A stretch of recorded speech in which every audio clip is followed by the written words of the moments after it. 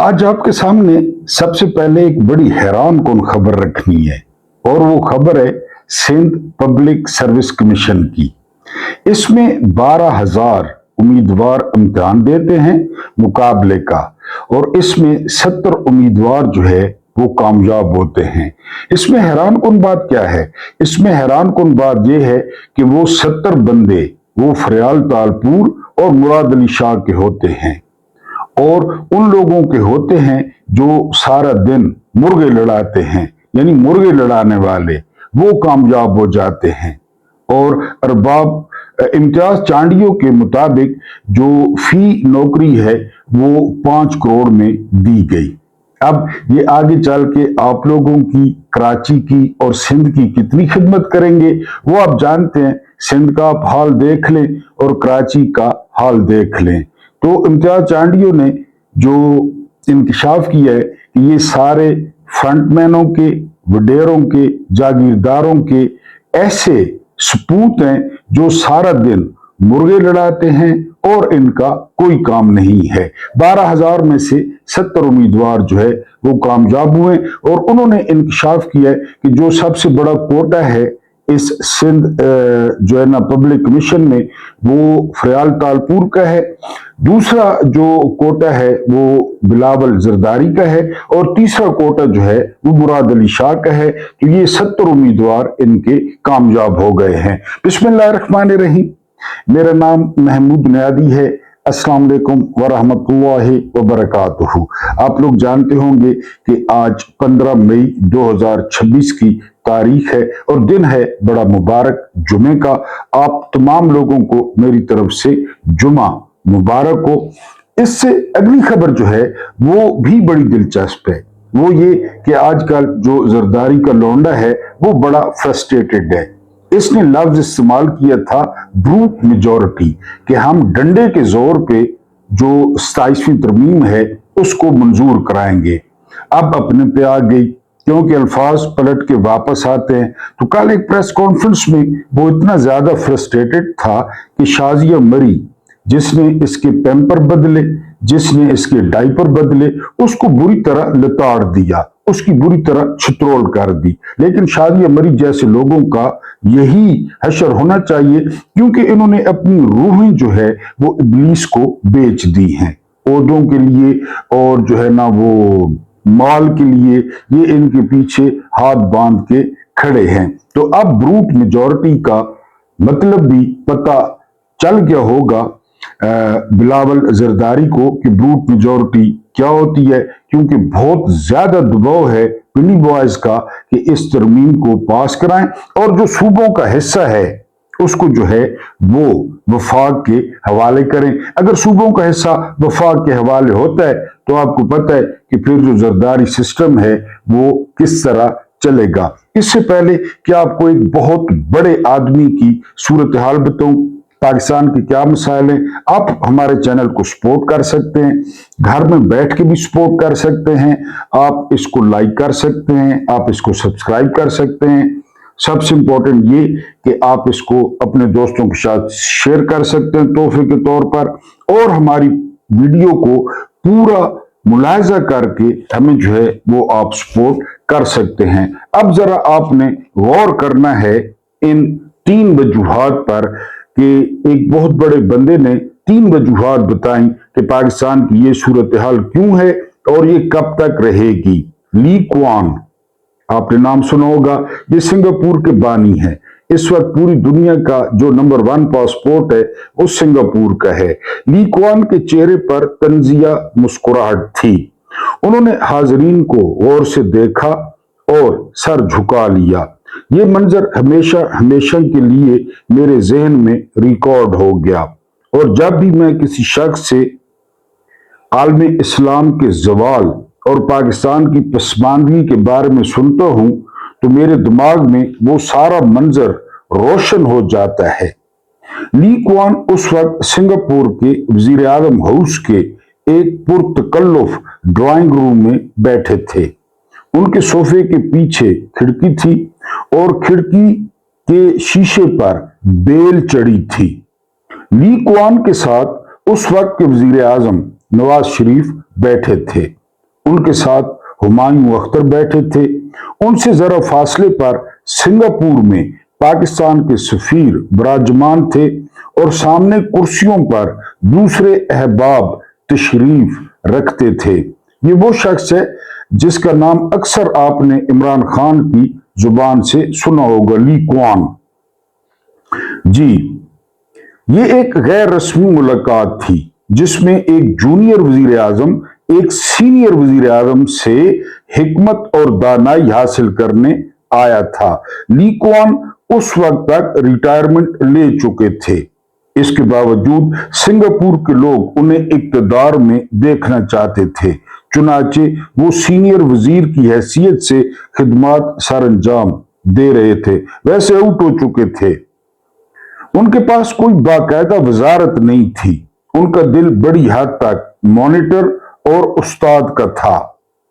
वो काबीना के इजलास में बैठते थे, जूनियर वज़रा को मुख्तलिफ मामलात में मशवरे देते थे और मुख्तलिफ वजारतों की कारकर्दगी का जायजा लेते थे। ली कुआन, उन्हें जहां किसी गलती का एहसास होता था वो गलती की निशानदेही करते थे और मुतल्लिका अफसर और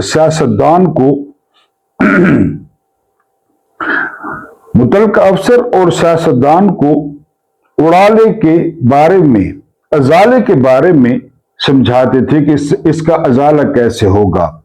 पूरा सिंगापुर ली कुआन का एहतराम करता था। वो 30 बरस तक सिंगापुर के वजीर आजम रहे थे और उन्होंने इन 30 बरसों में इस बदबूदार और दलदली जजीरे को दुनिया की नवी बड़ी मेशत बना दिया था। 9th, सिंगापुर एक मौजज़ा था। इस मौजज़े के तख्लीक़कार ली कुआन थे।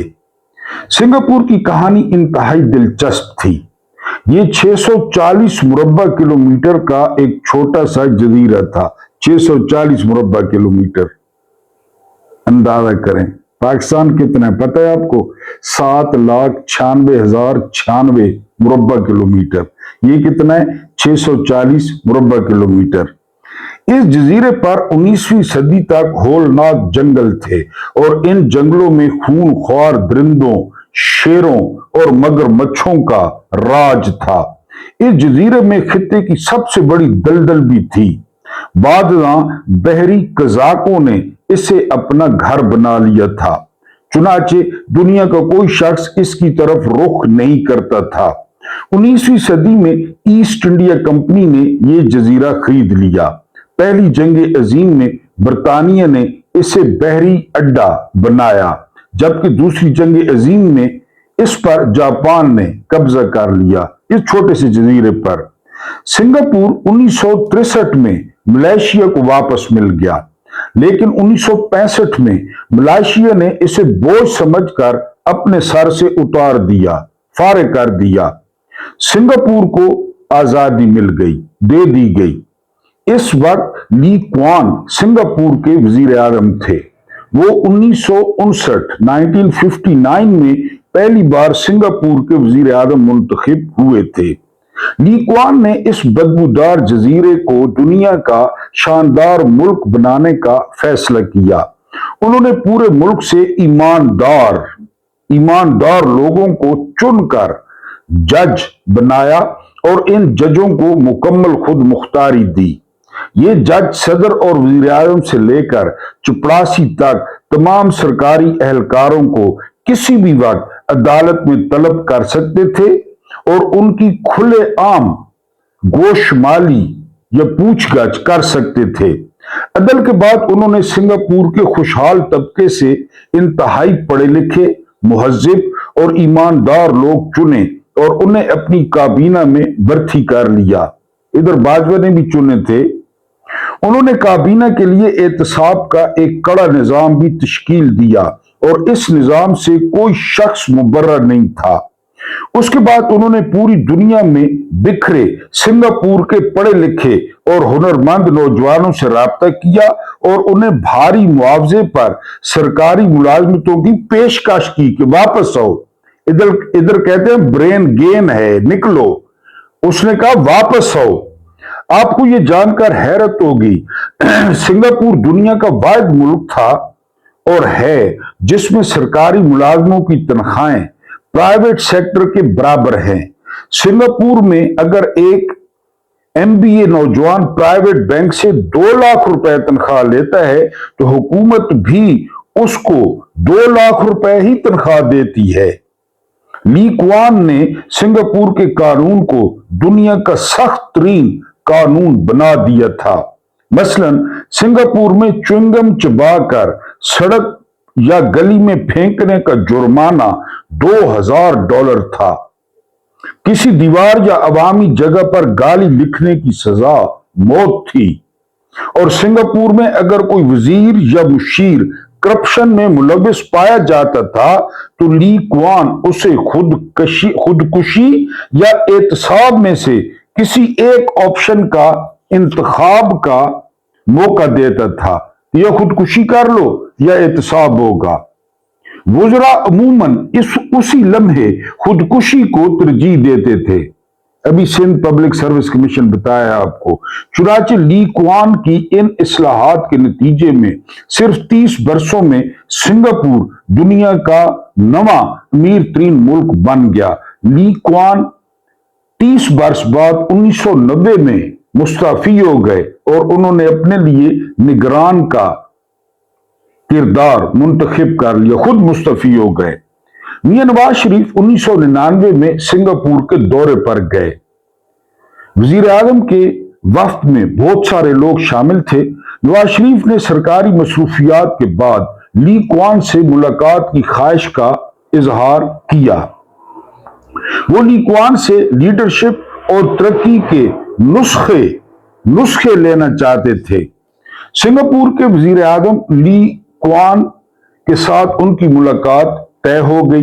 नवाज शरीफ ने चंद लोगों का इंतखाब किया और उस शाम ली कुआन के पास हाजिर हो गए। ये मुलाकात वजीर आजम हाउस में वकूअ पजीर हुई। गुफ्तगू के आगाज में ली कुआन ने इंकशाफ किया वो मुख्तलिफ हैसियतों से 8 मरतबा पाकिस्तान का दौरा कर चुके हैं, लिहाजा वो पाकिस्तान के जुग्राफिये, रस्म रिवाज और लोगों से पूरी तरह आगाह हैं। नवाज शरीफ ने बड़े अदब से उनसे पूछा, क्या आप अपने तजर्बे की बुनियाद पर यह समझते हैं पाकिस्तान कभी सिंगापुर जितनी तरक्की करेगा? ली कुआन ने जरा देर सोचा और इनकार में सर हिला दिया, नहीं। उनका रद्द-ए-अमल इंतहाई शफाफ, खरा और गैर सफारती था। हाज़रीन परेशान हो गए। ली कुआन जरा देर बाद बोले, इसकी 3 बड़ी वजूहात हैं, अब इस पे गौर करना है। पहली वजह आइडियालॉजी है। आप और हम में एक नुमाया बुनियादी फर्क है। आप इस दुनिया को आर्जी समझते हैं और आपका ख्याल है आपकी असल जिंदगी मरने के बाद शुरू होगी। चुनाचे आप लोग इस आर्जी दुनिया पर तवज्जो नहीं देते। आप सड़क, इमारत, सीवरेज सिस्टम, ट्रैफिक और कानून को संजीदा नहीं लेते, जबकि हम लोग इसी दुनिया को सब कुछ समझते हैं।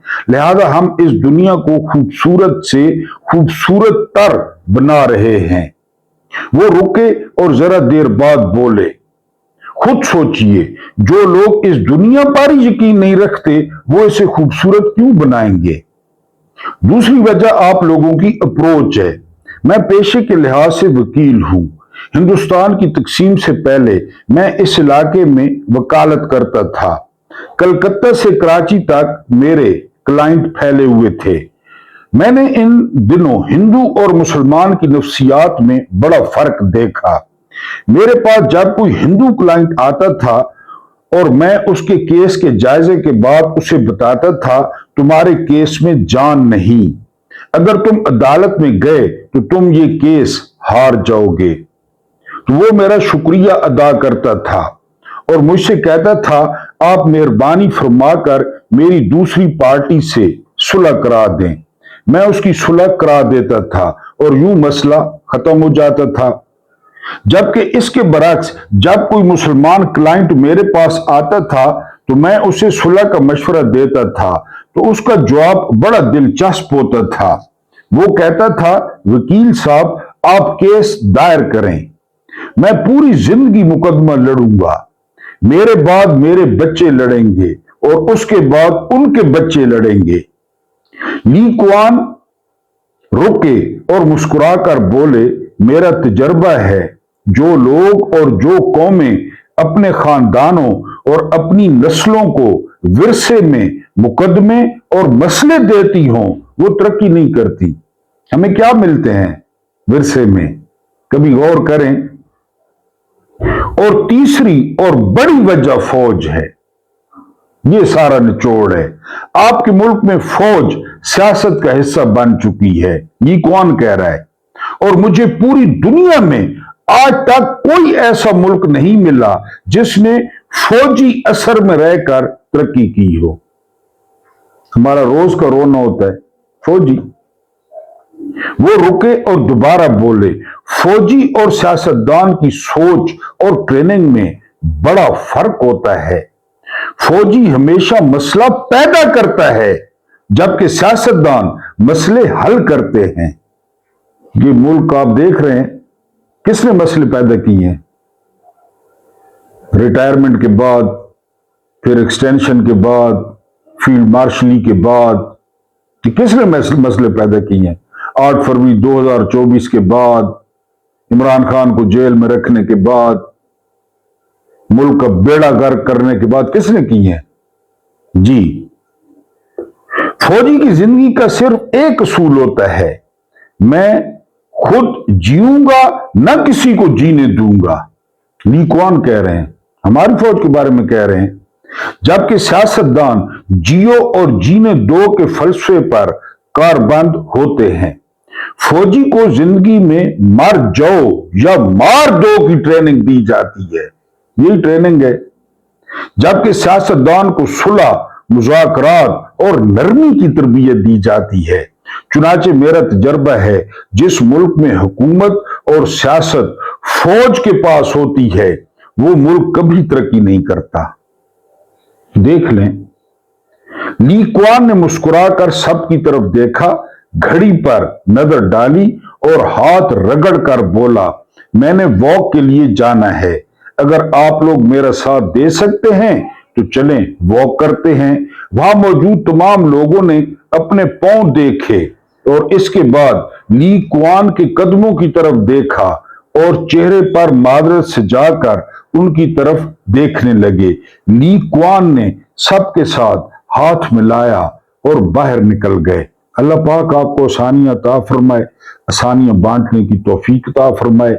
मेरा रब करीम आपके और मेरे मरहूमीन की मग़फ़िरत फरमाए, उनके साथ अदल का नहीं, रहम का और एहसान का मुआमला फरमाए। मुझे बर्दाश्त करने का बहुत बहुत शुक्रिया।